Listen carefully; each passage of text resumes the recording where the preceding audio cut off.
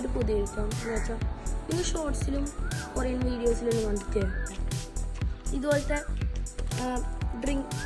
ഡ്രിങ്കും ice കപ്പൽ ആ ഒരു സാധനമാണ് ഞാൻ എൻ്റെ കയ്യിൽ ഇപ്പോൾ ഉള്ളത്.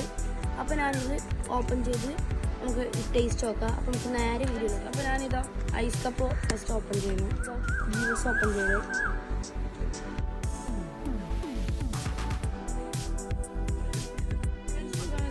ജ്യൂസ് ഓപ്പൺ ചെയ്തിട്ടുണ്ട്.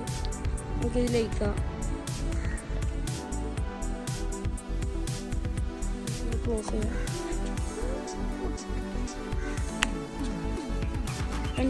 ഇതിൻ്റെ കൂടെ തന്നെ സ്ട്രോ ഇട്ടിട്ടുണ്ട്.